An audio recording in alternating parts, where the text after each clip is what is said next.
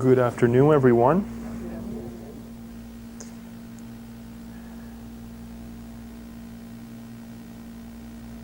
It's July 20th, and it's 95 degrees outside. And you guys chose the SSB. You guys chose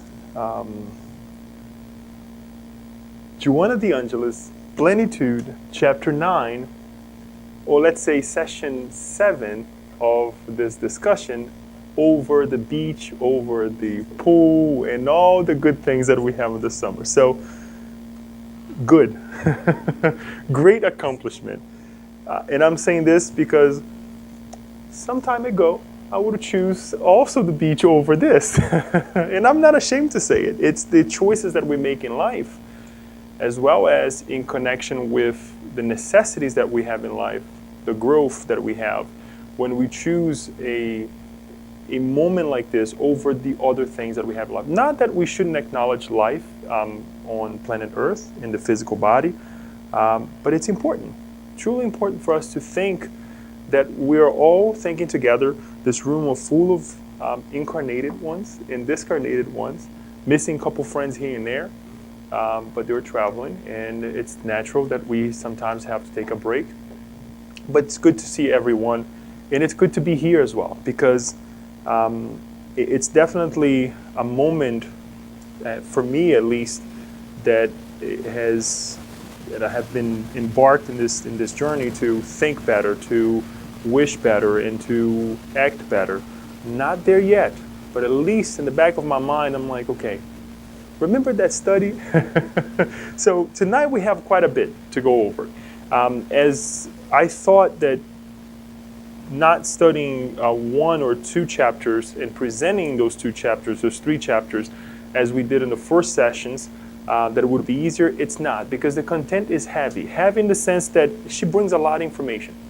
One paragraph can lead us into a huge discussion, and it would take us throughout the night. Obviously, we cannot do that. One day, perhaps, we'll get to that level. Right now, we only have an hour and 15 minutes. So there's a lot to talk about in the session 7.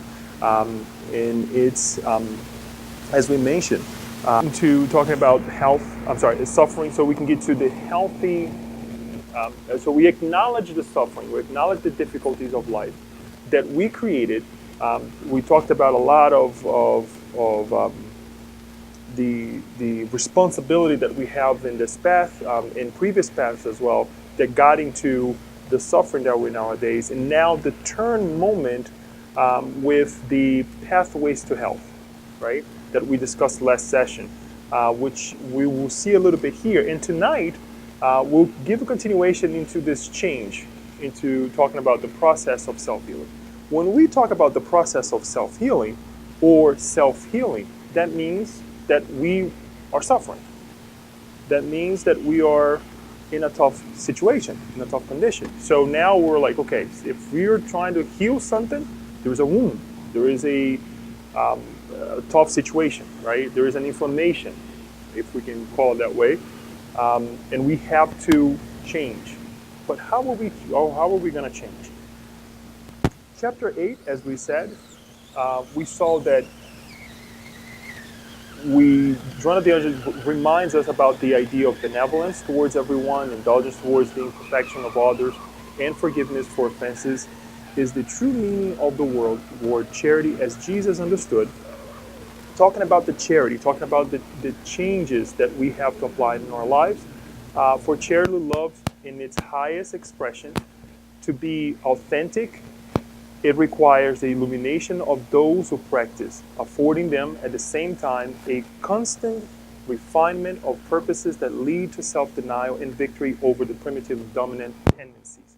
So analyzing ourselves, analyzing who we are, what's going on, what is my thought, how can I change? And she proposed the eightfold path for salvation as Buddha recommended. Right, as we noticed from the beginning of the book, Joanna de Angelis is extracting a lot of the Buddhist teachings along with Christianity, along with Jesus' teachings and Spiritism to bring us this healthy state of mind and heart, right? So they were believing rightly, wanting rightly, talking rightly, operating rightly, living rightly, corrective effort, thinking rightly, and meditating rightly. And we talked about this idea of wanting rightly, right? That, and we'll see again tonight that how is important for us to focus, for us to, I'm just going to turn this off.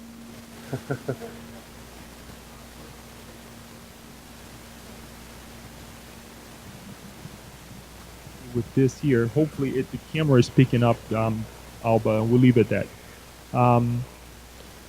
It's important for us to acknowledge and understand who we are as well in terms of our capacities, because especially when we are suffering, we forget, and those around us, and we'll see our take when we're not suffering, but others around us are suffering, on how important is our help towards others, right? So, with this in mind, because I think this is the groundwork of the change that she's going to bring tonight, on chapter, or not tonight, on chapter 9. She says the following, and there's a lot of text, and some of them I will jump because I'll probably say it before we get to it. We'll process it as quick as we can, but there are certain parts that I need you to pay attention, because if I'm bringing here, I mean, I wish I could remember all these things, but it's a lot of work that she brings to us and a lot of good information. Human beings possess invaluable, untapped resources just waiting to be channeled appropriately. Among them, bioenergy is a source of inexhaustible potential misused out of ignorance and neglect, unconsciously squandering precious forces.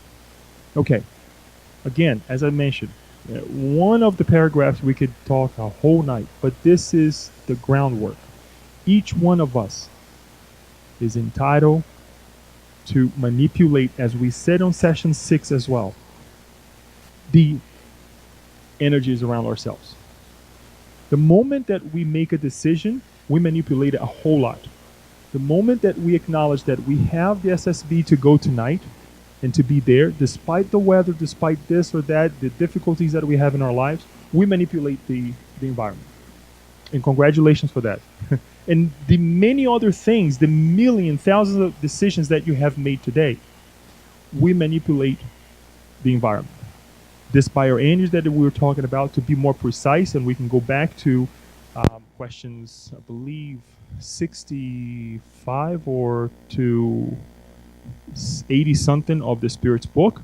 We'll see this bioenergy is the energy that we use to connect us, Spirit, to connect us, our paraspirit with the physical body, us with the physical body. And this is extracted from the universal cosmic fluid. The energies that is surrounding the planet Earth right now is the same energy, but manipulated by thousands of minds, millions of minds, right? So we'll bring this to a smaller scale. Let's think about our small world over here now. It's summer. We still feel, even though the AC is kicking in, but we still feel warm, and we're thinking about what's going to happen, what is Leo presenting to us, and all these things. We are manipulating somehow this environment. We feel comfort to a certain degree because we're vibrating the same way. Now, if we were to display or talk about something that is detrimental to our minds and our hearts, we will feel the jolt, right? So think about that.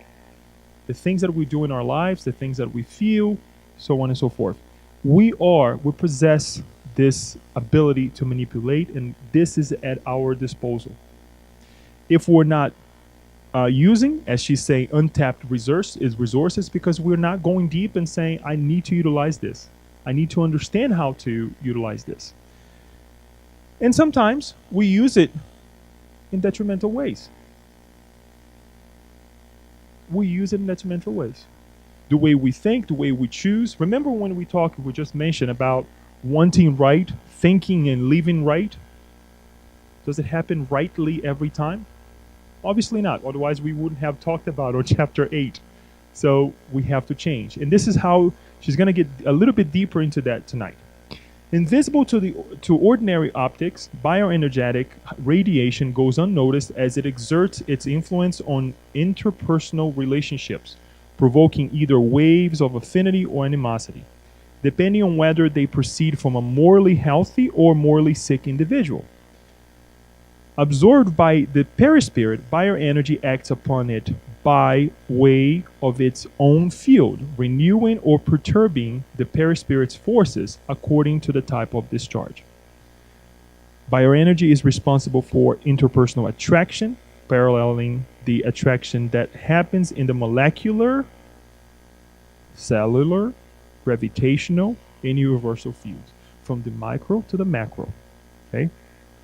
To finalize this part over here, similar to the invisible magnetic field that surrounds the Earth and which is only detected by special equipment, bioenergy is also perceived only through paranormal means or ultra-high speedy camera using ultra-sensitive film. So let's take a step back here. I know it's a lot of information at one point. Joanna D'Angelo is not talking about my relationship on how I use this bioenergy with this computer. She's not. I mean, it is, obviously. I can go ahead and start attacking the computer if it doesn't work, or any other material, that we have in front of us. But she's talking about what? Relationships. She's talking about how we relate with one another. Because at the end of the day, you go home with upset because the AC of the car doesn't work, but you live. But if the cooling system of a relationship between A and B person is not working well, guess what? You'll be thinking about it. You will take that to bed. You will wake up the next day thinking about that misused bioenergy. She's talking about relationships. She's talking about our surroundings, how we connect with one another. Because we can have the worst AC, but if we get along, we would still be okay. Put the fan on and we would spread ourselves, we would be fine. But if the situation is heated and the environment is also hot, guess what? People will be breaking apart.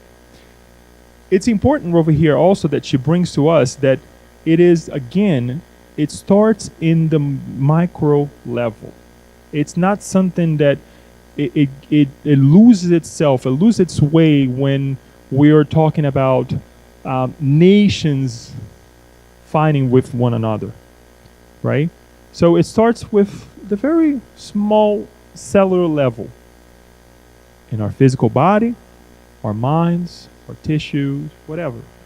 And then it gets entangled with other individuals, families with families, right? Counties. Here in Maryland, we like to talk about county. Like, what county do you live in? You don't ask what city, right? It's like, what county? Counties with counties, so we'll acknowledge that. State with state, the rivalry of countries with countries. Thank God we stopped with planet Earth. Otherwise, we would be having battles, as we see in the movies, right? Of planets this, planet that, having battles. But it starts very small. It starts very small. And it's detectable already. Science is already detecting these things. How we act, how we perceive things, right? The impacts of in our lives on how others are deciding their lives or acting around ourselves. So it's nothing new. She's just reminding us of the necessity to restart manipulating this energy in a different way. Moving on. Its influence, however, is very easily detected in the emotions in areas affected by infirmities due to the psychological reactions they provoke in human relationships.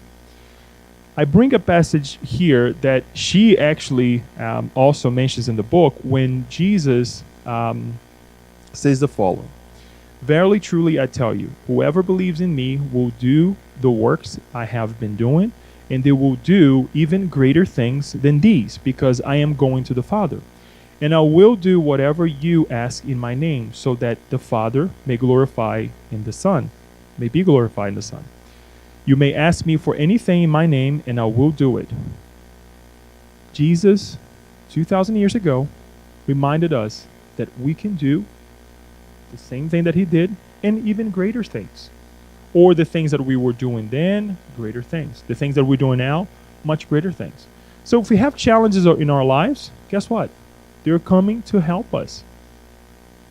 So we can change. So we can make ourselves greater and make our environment greater as well.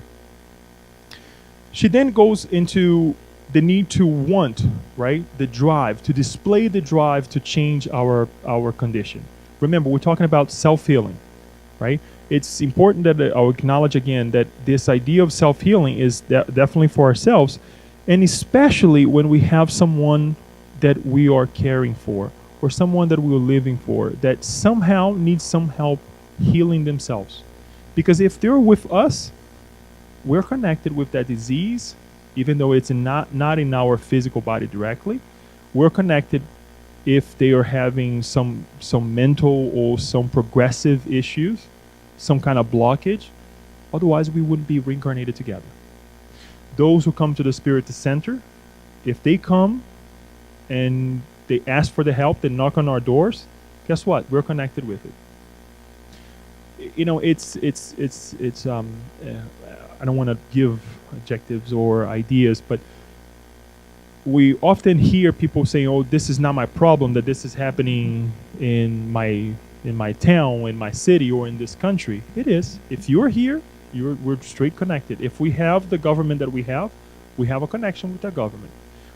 Not in the sense that we're doing the same thing, but we can change through our minds, through our behaviors, that mentality.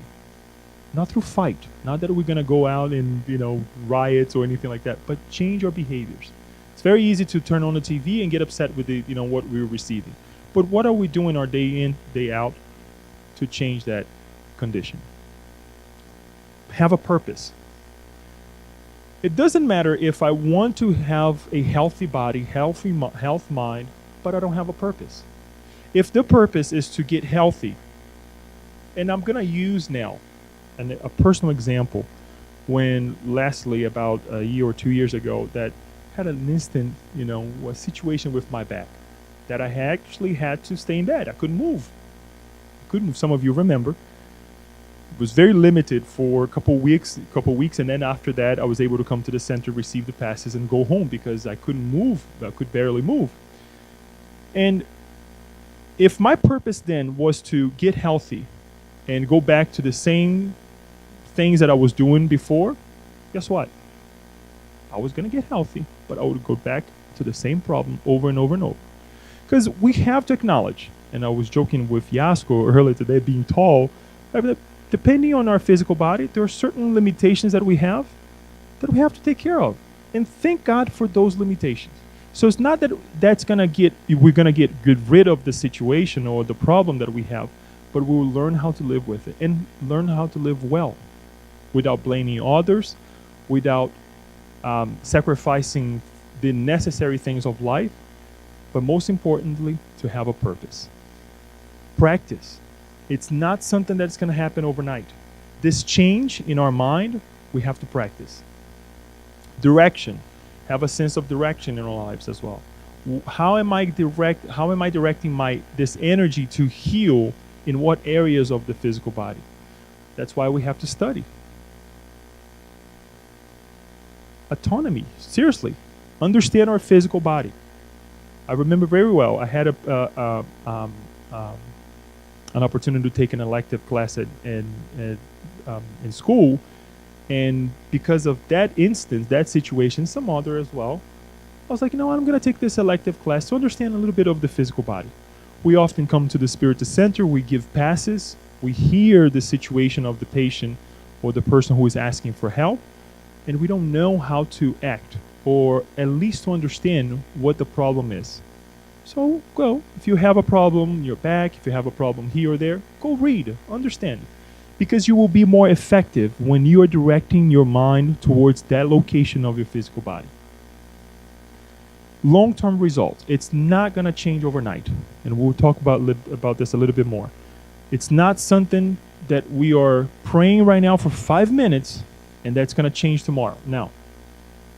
It's very easy, and she says this, it's very easy for us to go ahead and make a mess out of our lives. But to fix it, it takes a long time. I'll give an example. Credit score. It takes a very minimal thing to go and destroy your credit. But to build your credit, it takes a long time.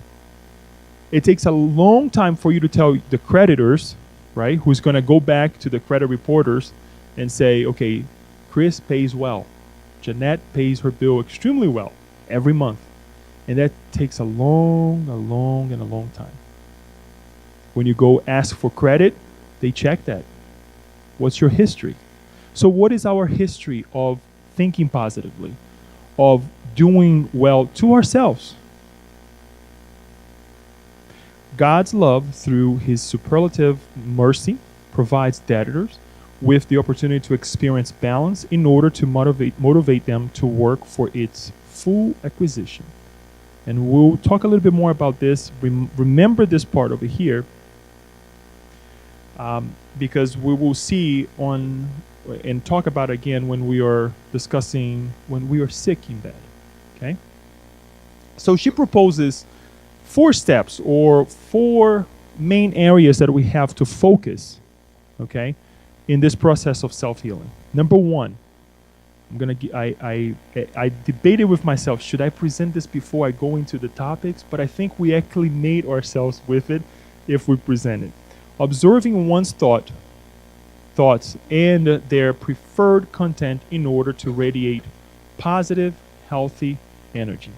Number 2, keeping mental attunement with the source of power. Number 3, resting, a healthy diet, hygiene, and keeping activities in order. Channeling one's thoughts and emotions towards love, compassion, justice, equanimity, and peace. Okay? So number 1, observing one's thought and their preferred content in order to radiate positive, healthy energy. We talked about this before, and if I'm not mistaken, in discussing this book or Thought in Life. Have you ever analyzed your thoughts? Why you're thinking about A, B, or C? It's a simple question, and it's scary at times. It's interesting because every now and then I'll do that and say, okay, before answering, I say, okay, what led me to that thought? And sometimes we see something and we come across something and we're acknowledging, what happened, right? And you remember, okay, so if something triggers a thought, we need to take care of it, especially if that is a negative thought. If I see something, I'll give an example, a purple car, and that purple car reminds me of something,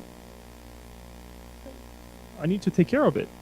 Why does that sparks me a fear? Why does that sparks me some kind of feeling that is negative? As well as, analyze why this reminds me of something positive, right? Can't remember who I was talking to. We're doing this kind of function, group function at work, and we're talking about colors. We're talking about what we like, and the person said that he liked a certain color because that reminded him of his grandmother. That's a good thing, right? We have to acknowledge the positive things as well that comes to mind, because we want to emphasize it, we want to multiply it, right? But especially when it's something negative, we have to think, what is this? Or why do I get irate with this situation when what is that little thing that pulls our chain? And this is what we need to get to. Because when we are in the process of self-healing, if we don't do that, it's a loop. It just makes it worse. And it worse, and it worse, and worse, and it worse. Especially when we're going back to the moment when we got hurt or the situation that got us into that position.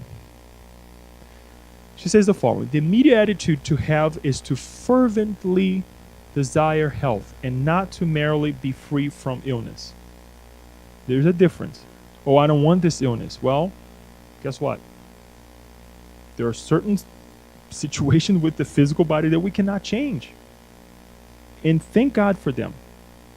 However, we still desire health to be able to live with that condition in a positive way. If release from an illness does not engage the patient in positive mental and physical activities, it will open the door for other illnesses. The yearning for health must be accompanied by uplifting, achievable goals and not by immediate interest for the pleasures one wants to enjoy that would discharge waves of negative energy into the intricate, very spiritual components responsible for the outcome. This desire for health is grounded in the belief and certainty that the Father does not want the destruction of the sinner, but of the sin, and chose who defraud, the law must be, and those, who defraud the law must make amends. We're going to talk about God, so I want to put this aside a little bit. This idea that the God does not want the destruction of the wrongdoer, but the action, right? The transformation of the action. We'll talk a little bit more about that. But again, Joanna D'Angelo is talking about the changes in the perispiritual body, which is a consequence of our thoughts, a consequence of our want. It's not ibuprofen that we're taking, that we can take over the counter, because sometimes we're even afraid to get up and go see the doctor. It's not that change. That is a help. That is certainly something that we have to take. And thank God for medicine, right? But it's not that change. It's an internal change. It's me saying, I want this to happen. And I have a purpose. And you can promise yourself, once I get out of this, I will do A, B, C, I will live a better life. Irritation, anxiety, discontent, jealousy, and rebelliousness must be rejected whenever they try to sneak onto the mental landscape, for they bear harmful radiation that disrupts the cellular centers, upsetting the rhythm and reproduction of their own selves. So these thoughts, when they come to mind, which is natural that they will come to mind, that they will bear our heart. You know why? Because we have been doing over and over and over and over. So don't feel upset that, oh, why am I thinking this way? I'm a spiritist. I have to be positive. No, acknowledge that you're upset. However, what am I going to do with that thought is something completely different. How am I going to hold the horses without letting them go and to do more damage is what we need to do. Another positive note here. I used to think that way. That because I became a spiritist and I read a lot of these books, and I still have to read many of them, how can I think that way? Well, I'm not perfect yet. And the conflict comes, right? And you're beating yourself up. And the energy that I was supposed to use to enlighten myself, connect with higher minds, connect with my mentor, I was fighting with myself. Until the day certain things happen, and it still happens that I'm like, okay, wait a minute. I'm not perfect yet.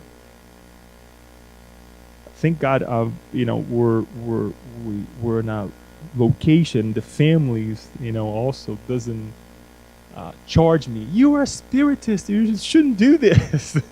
But it happens. It happens. Ennobling ideas and plans for future beneficent activities are bearers of stabilizing energy, which stimulates the complex cellular fields, rendering them harmonious and productive. When we have these thoughts, guys, what Joanna D'Angelo is bringing to us is that we need to change them, replace them with ennobling ideas. This doesn't happen right at that second, and thank God if it does for you. If you try and it happens, I'll clap for you. But if you get into a process of irritation, or if you get in the anxiety kicking in, right, and you try to change the ennobling, or try to bring the ennobling ideas, back into your mind and heart, thank God. And if it happens fast, but usually this happens a day after, when you cool off, walk away, and try to bring these ideas to mind. especially when we are in a tough position where we're sick and we're in bed, for example. We want to get out of that situation, so we need to change. And she says this over and over and over in several of other literatures that she brings to us. Many times Jesus said to the infirm that came to him, if you want it, it is done. And concluding, rise and walk, see, be cleansed, depending on the infirmity. Depending on the infirmity, right? This is Christ healing Simon's Peter, or Peter's mother, or Peter's mother-in-law. Got tongue-tied there. I know it's the way they brought, and it's actually a painting by John Bridges in 1839, but it's just a representation again that Joanna de Angelis brings to us, saying Jesus used to ask us, "Do you want to be healed?" And he invoked that idea on us that we wanted to change, not him only coming the outside, as we read in the message that she brought here. The light from outside is shining. But if we don't accept it, if we don't do our part, if we don't desire, it's not going to happen. Energy is all over us. Within us, we just have to make sure that we are manipulating and accepting it. At that very moment, the patient exited the vibrational field of darkness where he or she once hid and became receptive to the divine benefactor's powerful energy, which altered the problem area, restoring it to health. How many times we want something, we want the health, but we don't acknowledge. When somebody brings to us, we repel it for many reasons, right? I have come in contact with people that you're trying to help, you're trying to show the right way, and this has happened to me too, on the other way around, that people are trying to show you the way and you insist on the wrong path. And it's sad, because later on when you realize, you're like, wow, I wasted this, that time, and I could have taken the different road. And you have to work twice as hard, 3 times as hard to get back on the right path, right? So it's this invitational, and we have to make sure that we're acknowledging it. Thus, visualizing oneself as healthy in the future and then taking action to make it so are the key factors for self-healing.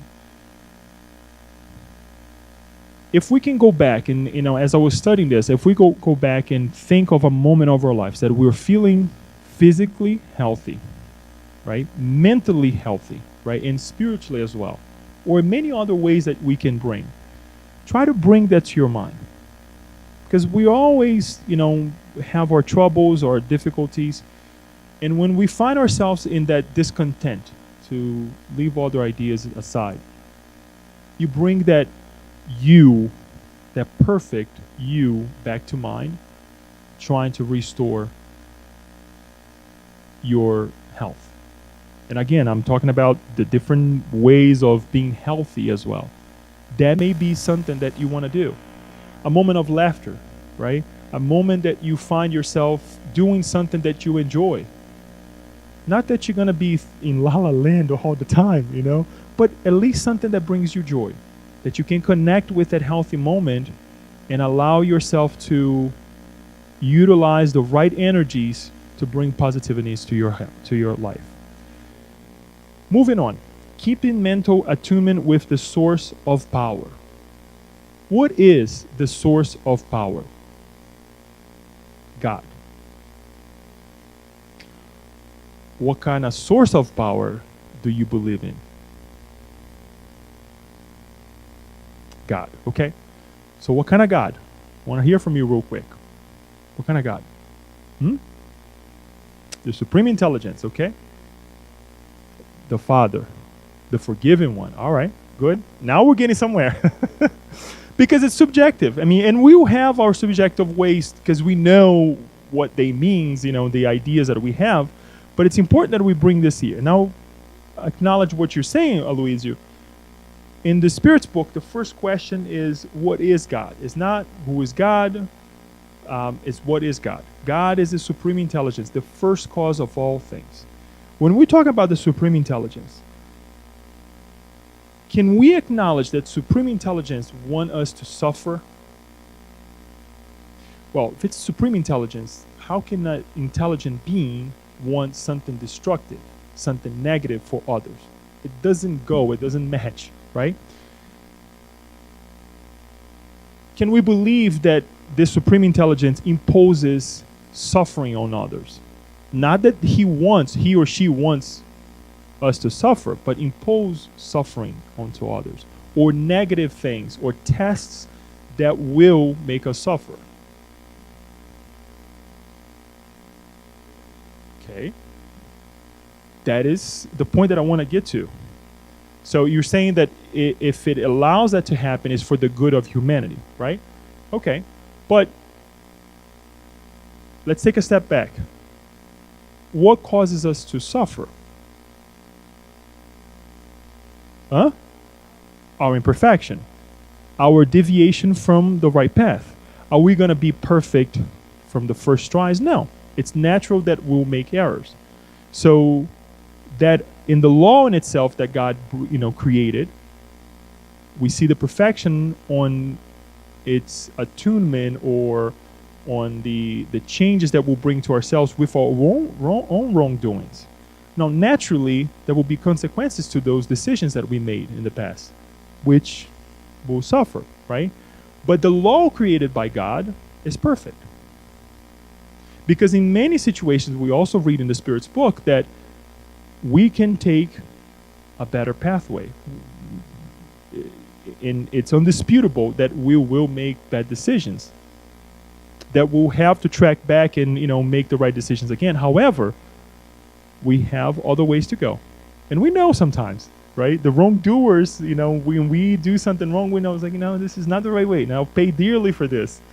But we do it anyways, right? But God, my point here that this source of power is the supreme intelligence. So God does not want us to suffer.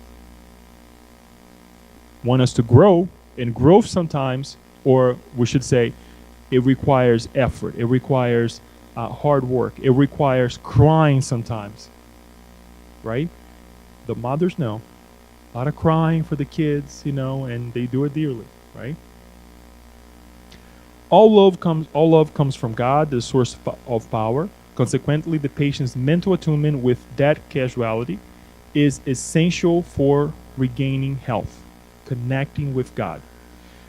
Since infirmity is the result of vibratory disharmony in the body's organs, allowing for the proliferation of destructive elements, healing efforts must be aimed at balancing the energy field primarily, which in turn will recompose the denser structures of the body. Otherwise, stated, healing follows the spirit matter sequence. Thus, a patient's mental oneness with the generating source of life is essential for reestablishing harmony. And then to finalize this part over here, and hence the cultivation of positive ideas leads to oneness with the higher vibratory bandwidths, which produces the necessary attunement with the supreme power. This connection with our Creator, with the source of life, is essential. Whatever we believe in, however we can connect with, and we'll see a little bit further down that obviously through prayer, as Alba mentioned earlier today. How do we connect with higher minds, with our mentors, with obviously God? By prayer. Why wait until we are sick to pray? But prayer shouldn't be something that we also do when we get up in the morning or before we go to bed. It's not that we're gonna, and I remember Raul saying this on many, many years ago on one of his talks, saying, it's not that we're gonna, get to work, okay, now I have to pray. Now I'm gonna start a task, I'm gonna have to pray. No. But think positively. Wanting positively. What is the outcome of your tasks? By the time you're thinking in a positive way, you're connecting with higher minds. You are living in prayer. And I'm not here to judge or to criticize anyone who does do the prayer before they start everything and anything they do. Thank God for those minds because I can't, But there are also people when they see a challenge, they look at it, okay, we're going to change that little by little, step by step, right? But we also have to preserve ourselves because Jesus also exemplified this by telling us, watch and pray. He had the moments that he secluded himself and he prayed. He asked others to pray as well, especially when we're going through tough moments. Those who breathe pure air detoxify quicker, expanding their breathing capacity. Likewise, mental attunement with the source power helps reestablish health energy, which then reinstates the body's lost equilibrium. This in turn restores vibrational harmony, fostering the predominance of the agents of health. Utilizing our physical body to exemplify how we would do with our mental and spiritual condition. Breathe. One must lift oneself up to God, not just to ask for immediate benefits, but also to stay in harmony with life itself. Such a state of attunement opens the doors to one's extra physical perception to inspiration, balance, and courage to face any foreseen or unforeseen disturbing events and situations. When one uplifts him or herself to God, all human is uplifted. Let's think collective. As everything that we were saying here, the idea is self-healing, but as we do for ourselves, we're doing for others. If we see someone in a tough position, let us offer these ideas. Interesting enough, I was actually talking to a friend at work, and she was telling me some of the things that is happening with a family member, of disturbing thoughts, dreams as well, and conditions that is kind of very disturbing for the person, not a spiritist. And I proposed the God at home. I didn't say that I get the Spirit's book with, this way or that way, but explain to her, why don't you gather your family, and pray together. Read a passage of the Bible. I know the person is Catholic. Open the Bible, read, have a moment with your family. And quite frankly, that situation is going to come up and you will have the answer. That you'll be able to talk to that family member and find collectively the solution for that individual. Because if they reincarnated as a family, guess what? They're all involved and they need to help one another.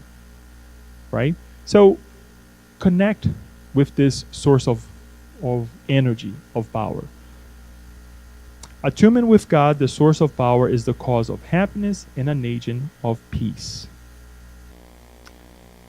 Moving on, resting, a healthy diet, hygiene, and keeping activities in order.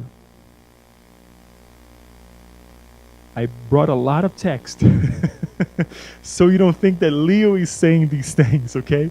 So bear with me. Some of the things are repetitive, but it's important because the moment that we are in trouble and we are in despair or we're facing a tough situation, we easily allow ourselves to not take care of our bodies, to not take care of ourselves.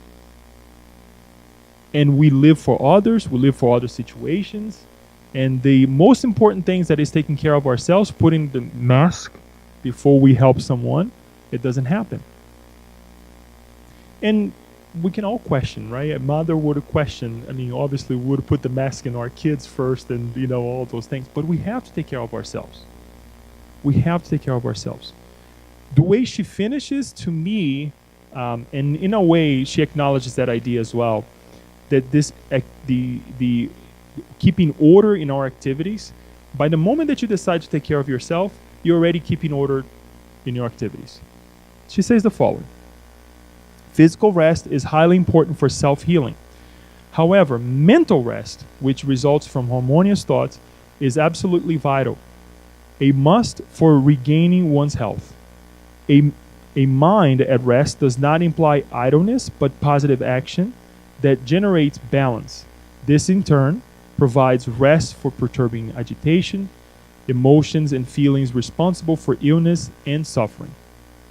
There is a difference of resting and being idle, slash, or mundane way to say it, being lazy.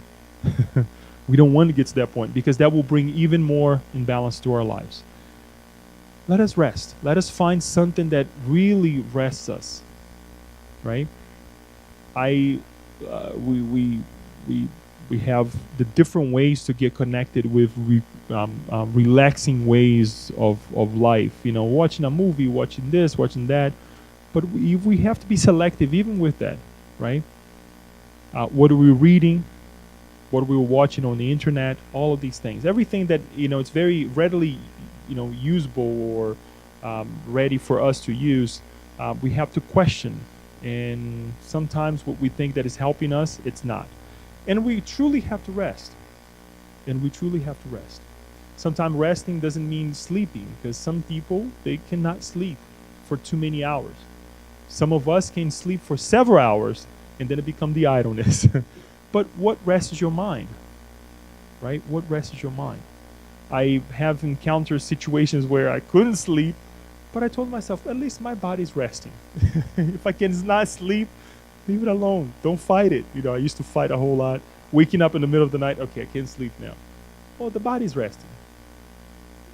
Then allow yourself to think of, you know, bring positive thoughts into your mind. There is a story that I heard that Chico Xavier, before falling asleep, and he used to do this diligently, he used to start to walk around the neighborhood thinking, not physically, you know, thinking, and blessing the neighbor's house. Bless this person, bless that person. So if you find yourself with insomnia, start doing that. So, you know, and truly visualize you getting out of the house, going to your neighbor's house, and bless this house, bless that house. Or if you want to do that towards work or somebody at the center, right? If it is the day that you will be going to the center, start thinking about the center. Who am I going to meet? Oh, bless this person. How is that person? Hopefully she's sleeping well. He's sleeping well. So that's an idea. Uplifting and optimistic literature, rich with hope, provides mental and physical relaxation, predisposing the body to tranquility and harmony. Such rest may also be achieved by way of well-balanced diet that avoids excesses, especially foods that are high in calories or are hard to digest and assimilate. The correct approach entails eating to live, respecting the limits imposed by one's infirmity, instead of living to eat, which complicates the functions of an already debilitated body that needs all of its resistance to recover. And I know the picture is a little bit funny, but this is so true. About a month ago, I was talking to, and this is something that I don't do much because the time is so limited, but I found myself talking to a couple guys at the gym. I was talking to the owner. It's a small gym, and we started this conversation, and one of the gentlemen, well built, and you can see that he looks very healthy. He started talking about his, you know, transformation, and one of the things that he came to say that if there was something that he was very not ashamed to say it, but you know, he was actually regretted the most was the way he used to live his life, the excesses of life, especially with eating. And that caused him a lot of trouble before he got to the point that he is now, healthy, right? But if he could have changed, he could change something in his life, he would do it while he was, you know, young. And it's interesting, after I heard that, I was like, wow, that's pretty interesting. Because he was able to come to his senses early enough in life, even though he is at a certain age at this point, but he changed. Imagine someone who discarnate and have this feeling of regret. That not only mentally, but also physically, because it's a consequence. We don't take care of ourselves. We go through the excesses of life, and we're imposing on ourselves this guilt that now we have to reincarnate with, right? because it's going to be in our conscience, perhaps processed in a positive way, but we will have to reestablish health. Not God imposing, right, imbalance, but us having to rescue the balance that we did not foster in a previous moment. So let us take care of ourselves now. It's never too late, as it wasn't late for him, but it's something that we have to acknowledge. Hygiene also plays a major role in regarding one's health. It helps in, It helps in the elimination of toxins while providing a pleasant sensation of lightness.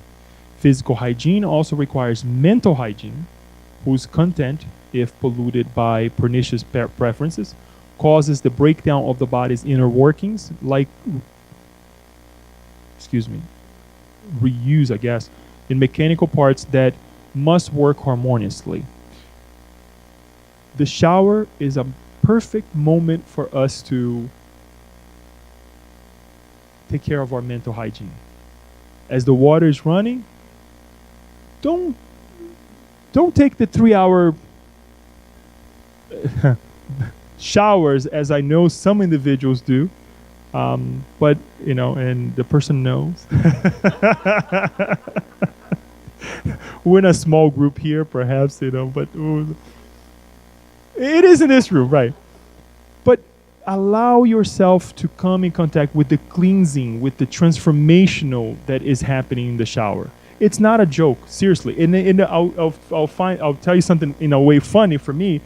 The shower is actually the moment for me that I start thinking about what I have to do throughout the day, and I recollect my dreams at time. I recollect things that I have to do that I perhaps had forgotten the night before. It's amazing, but it's a process that I allow myself to do so.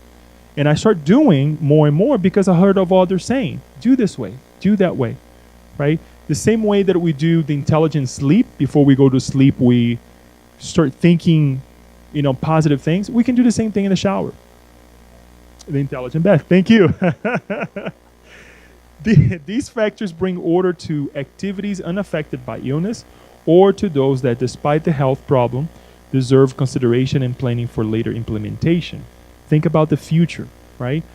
What I cannot do now, hopefully I'll be able to implement in the future. So it's having that proactive mind. This is the part that I would like to have everyone pay attention to, because it's not that we are desiring people to be in the bed, right, or to be sick. But Joanna de Angelis reminds us of the following. The sick bed is the place for profound medication and goal setting. Meditation, I think, which the daily grind does not otherwise allow for. At the same time, a review of one's acts and behavior is timely, in that one can seek to uncover the origin of some of one's current ills, or the effects of the thoughtless actions that have caused them. Embrace the moment that we are sick, that we have to stop and renew ourselves. And I'll go back to my personal account. I remember thinking clearly, what have I done to deserve this? In a good sense. I wasn't blaming others. What caused this? And I came to find out that in the physical aspect, when I was sitting, I wasn't sitting. I was throwing myself. When I was getting out of the car, I wasn't getting out of the car. I was jumping out of the car, rushing, running everything that I did. Nowadays, I do things a little bit more slower, because I know that the 200 plus pounds, cannot move of someone who is a little bit smaller. Something simple. But what about the conscience? What was causing me to run? What happened to time? Right? So beyond the physical, there was something before that was actually causing the disturbance, if we can think of it that way. Organic degeneration is quick and easy, whereas recover is complex and time consuming. Building and rebuilding takes time and experience, which is not the case with destructive action. A healthy life, therefore, is the product of concentrated efforts for the maintenance of the body's components under the balanced command of the spirits. In all creation, the law of equality is in force, according to which no one enjoys happiness by exception.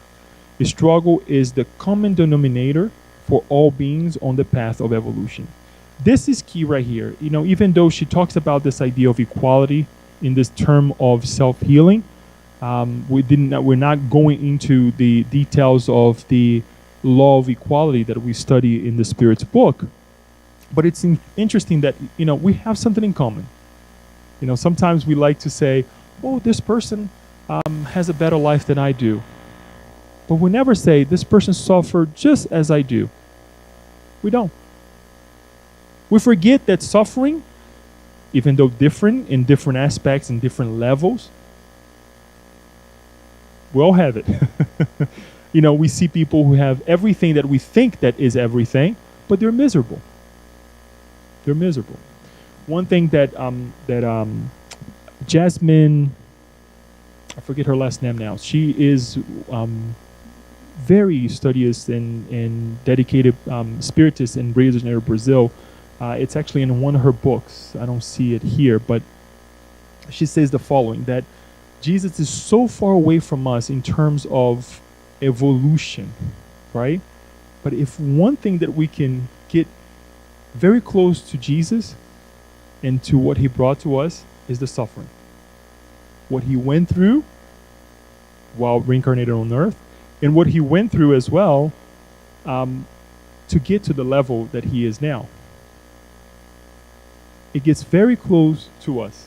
Yes, we will get there one day, and it's very far, but it's close to us in that sense. So the law of equality, remember that part, that you're not the only one suffering. Others are suffering as well. To finalize, channeling one's thoughts and emotions towards love, compassion, justice, equanimity, and peace. The last law that we will study in the Spirit's book as well, right? Where are we in on the studies now of the Spirit's book on Thursday? Huh? So, where are the hopes and solaces? Okay, all right. So the laws are done. So we went through that, right? We know, and it's uplifting, right? It's warning in a good sense that the Spirit brings to us these laws for us to understand the environment and understand ourselves, because ultimately they are in our conscience. She says the following: optimistic thinking predisposes one to an emotional state receptive to health. Thus, it is easy to channel it towards the ennobling expression of love, compassion, justice, equanimity, and peace. The magic Elon that will unite all people someday. Love must be cultivated as a new experience, the practice of which will become a habit, a normal state of spirit. Why are we talking about compassion, love, justice, equality, and peace?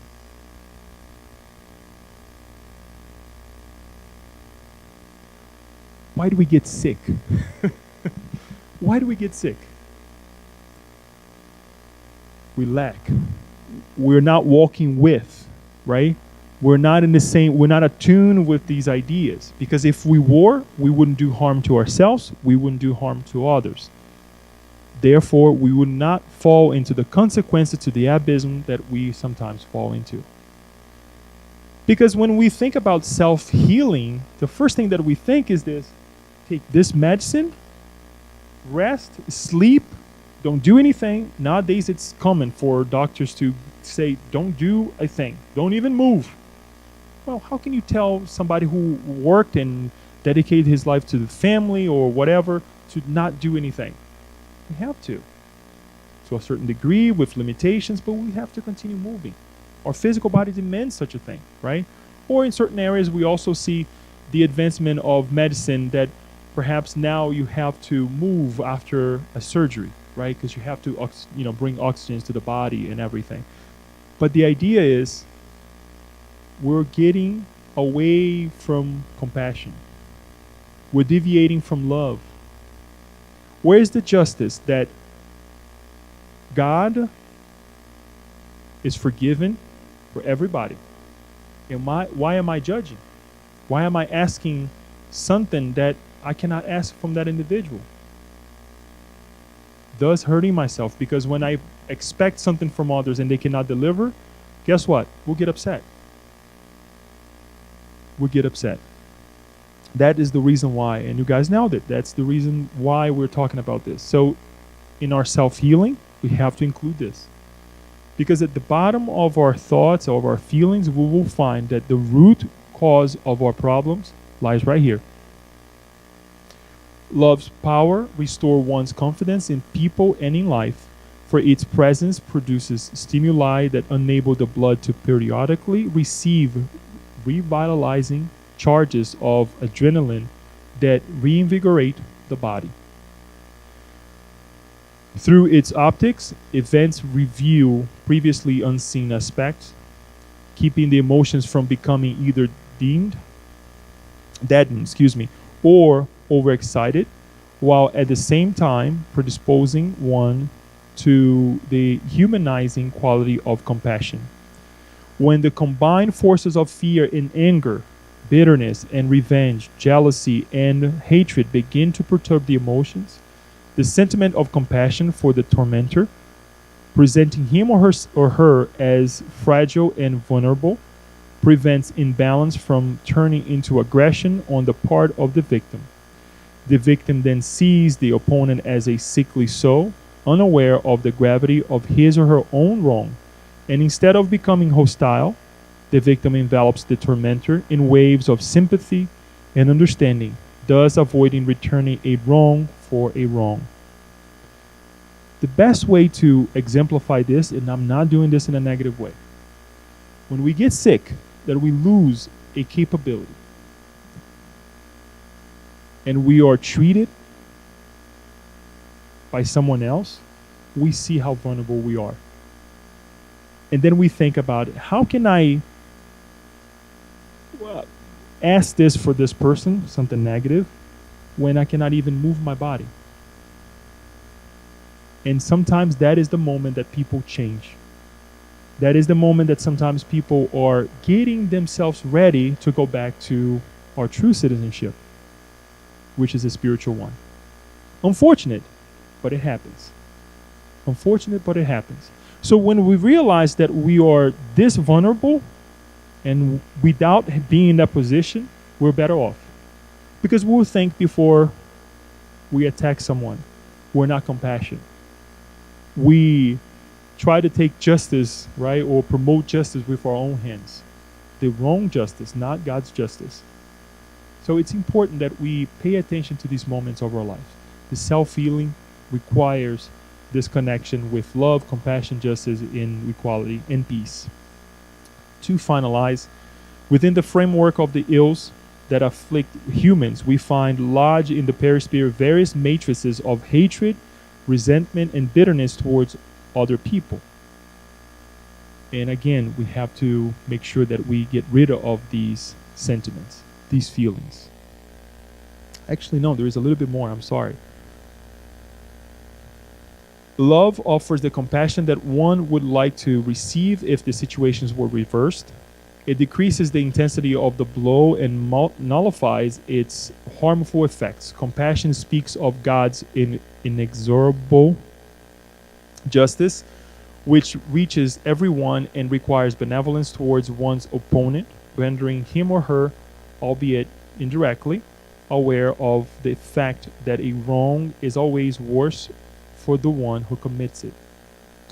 Justice, in turn, is already engraved on each person's conscience, and although it may be anesthetized for some time, it can never be completely suppressed. Wrongdoers know their error, and they try to hide it because they know its origin. Merely covering up a wound does not keep it from infecting the surrounding area.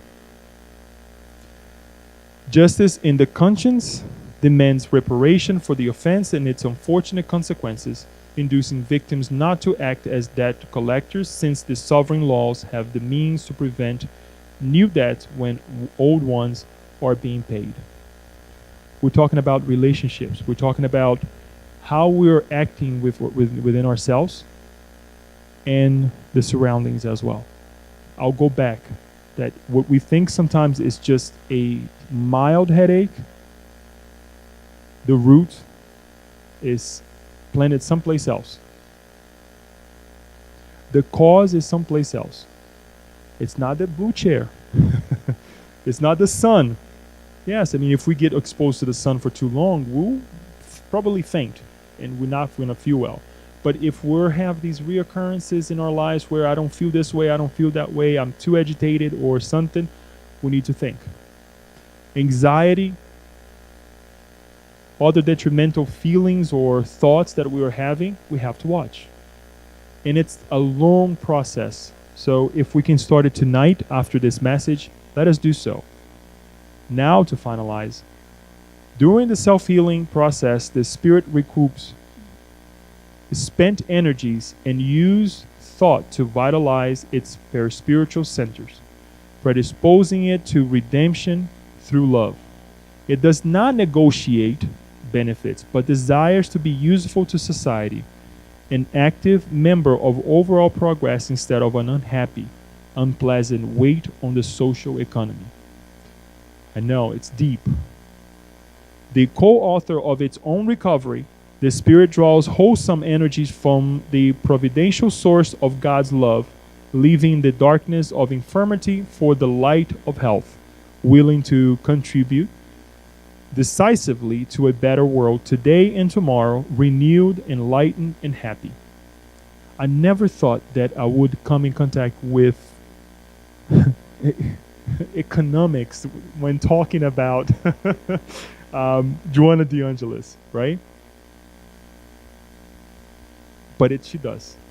Because what we do is summing up, right? Or draining, taking away from others as well. Because if we have a number, let us think of the quantity of energy that we have around ourselves.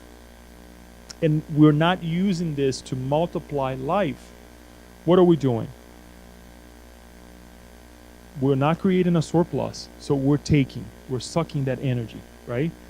If all that I think is to gain for me only, or to take benefit of others or situations, I'll leave a hole around myself that somebody else will have to fill in.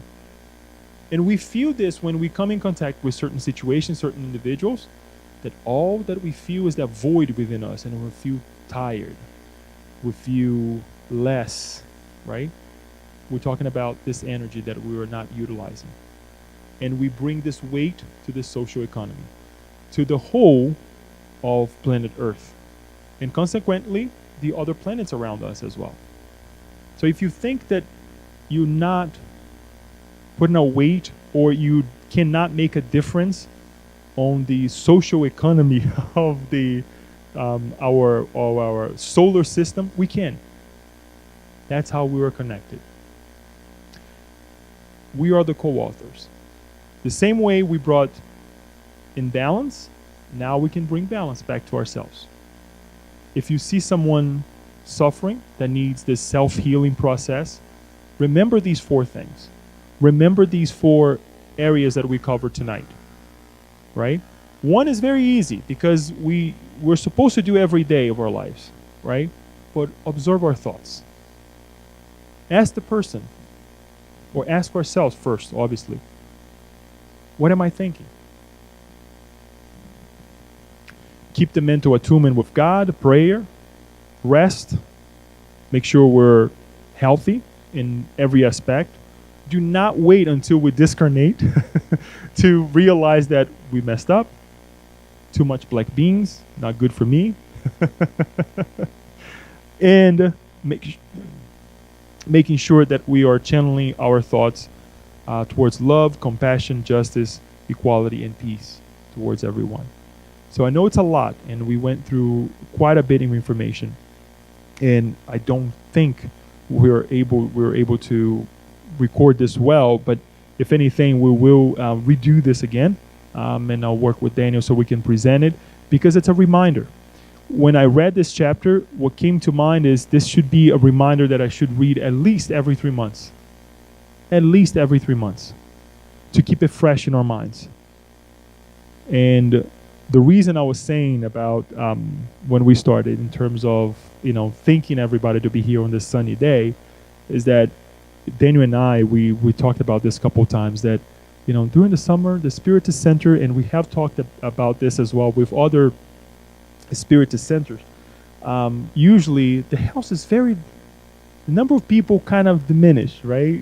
People go on vacation. They kind of I guess the sun brings the energy that they can find in the Spiritist Center, and they kind of go away.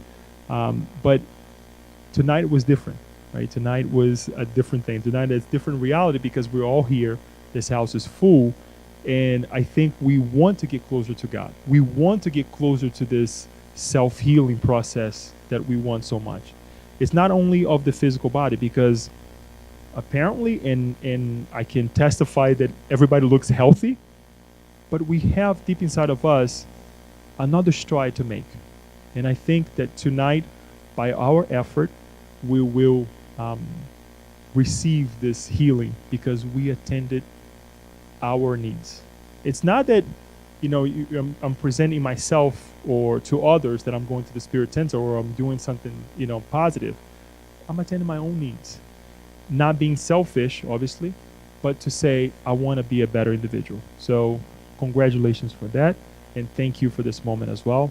I'll open up for a couple questions, couple comments if you'd like to make, so we can move on to our passes and then our second part that we'll have our dinner tonight.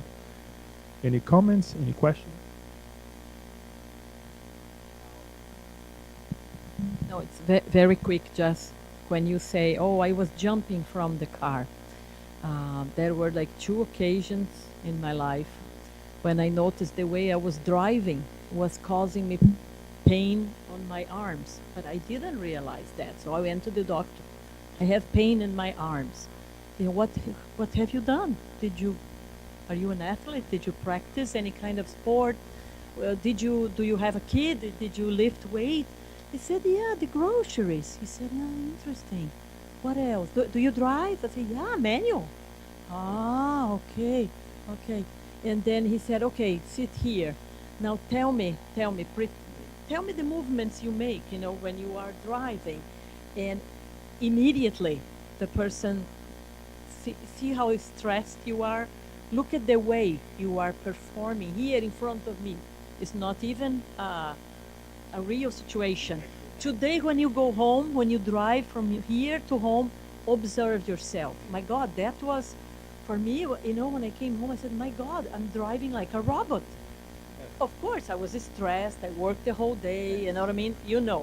Where we have been working together. So then now I pay attention. When I have that same pain, I said, I'm doing again. And you're right. God knows whatever we do, and then we are, I think it's interesting, the point of realization, right? You have to, and we need this, and that's why I'll bring again the Spiritist Center or whatever we like to attend, or the place that we like to attend, that will have these enlightened minds to remind us or to say, what are you doing? Because sometimes in our craziness of the everyday, right, we don't notice. And I already mentioned this to her, so I'll say it again here. I'll bring a personal case and bring another person. My mother's the same way. Every time I see her driving, okay, the wheel is not gonna go anywhere. It's gonna stay in front of you. But she holds that thing dearly. It's like, and then she complains about the back, the shoulders, right? I used to encounter that issue as well when I was working as a driver many years ago with my knee. Working with the clutch and everything, a big truck. And it was the same thing. After I started noticing, guess what? Yeah, at the end of the day, normal wear and tear, you're tired, but you're not putting too much emphasis. The stress that you put in that part of the body, that later on, years later, you will feel it. Why? So we need to stop and we need to think. Observe our thoughts. Why am I putting so much tension? I went about 5 or 6 years ago. Went actually doing extreme things, rappelling, right? Jumping from rocks and doing things like that. And with the instructor, the person said, do not hold the rope because the rope is not going to go anywhere. And I remember holding the rope like my hand was, and I had a glove. It was purple. It was like getting purple. And I'm like, oh my God. I'm like, but what was holding me was right here in my waist. And once I let go and I was like, okay, yeah, this is it. I mean, why am I fighting? And I bring this example because, you know, there are certain things that we put our energy into that's effortless, right? I mean, you're just wasting energy. Why we're holding to certain things in our lives that is not helping us at all. So, yep. Thank you, Leito, for bringing dissecting the chapter for us. Literally, two things caught my attention. The first one is about the bioenergy, and my understanding of it is like since we are creatures of God, you know, we were created by a supreme intelligence. We contain this energy in ourselves, and how this energy is going to help us to our own process of healing. That's my first take. The second one, although Joanna says self-healing, meaning we are not going to ask to someone to come here and heal us, you know, like a miracle thing. I was thinking that nowadays, or at least in this side of the planet in which we are living and we are blessed to be living, we have resources at our hand that we can use in this process of self-healing. So, for instance, one of the things is when Joanna says, observe your thoughts. Sometimes we need a mirror, right, to observe those thoughts. So, therapy is a good option. Learning how to meditate. I don't know, going to a retreat. Like there are some resources out there that can help us. Nowadays, we can have some special diet, like especially for your own needs, with this app in your own phone, and you can customize things for you. So what my point is, like, yes, it is up to me, the spirit, that I am responsible for myself and for healing myself, in the sense like I didn't decide to listen to or to follow God's laws. Now I'm basically dealing with the consequences, and I need to clean up the mess that I did with love and kindness towards myself. But let us use the resources that are out there that help us in this self-healing.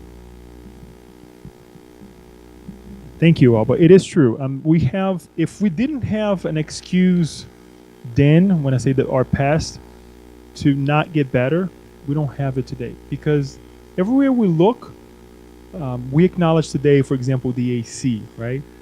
We acknowledge that we're sitting. We acknowledge that we have technology with us. You know, there's so much positiveness in our lives that we forget.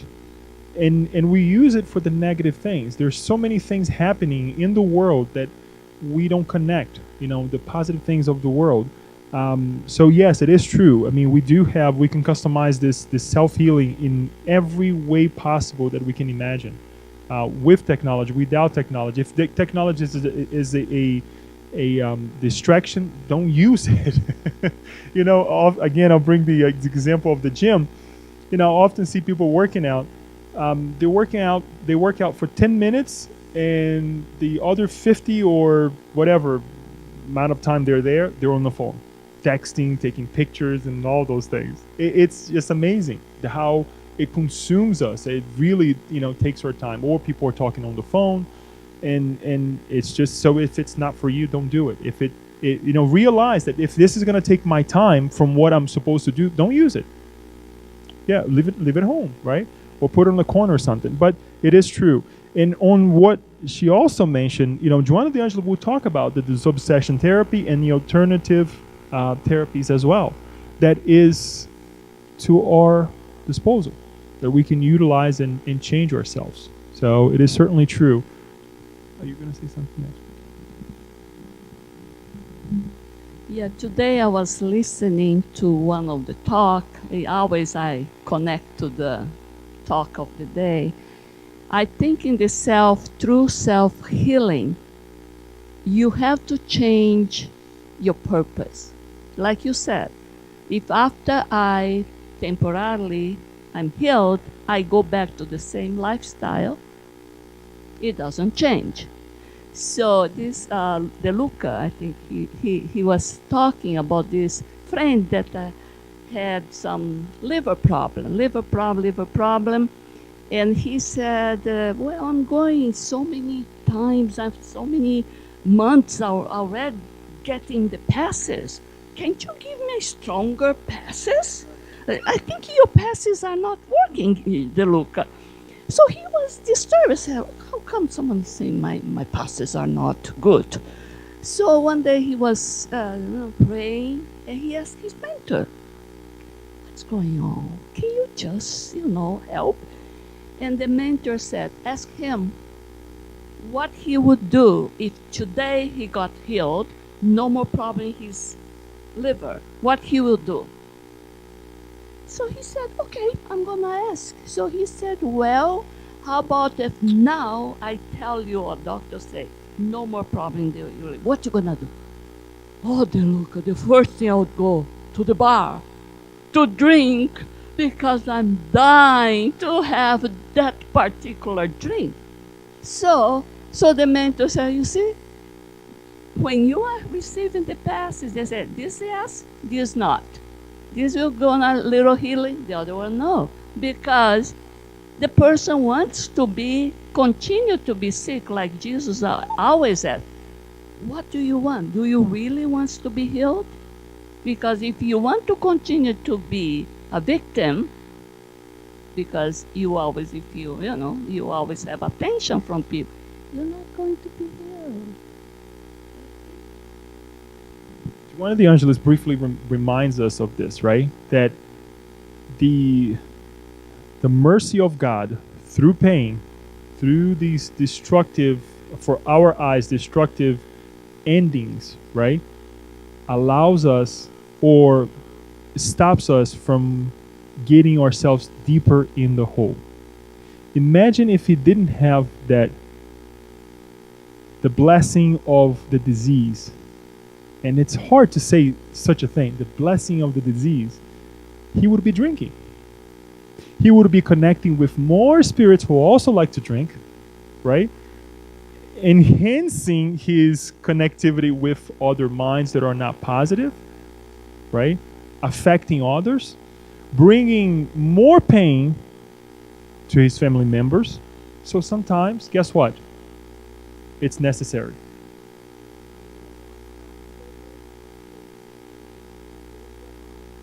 Correct. Yes. So it's important, folks, that we recognize our situation, our limitations.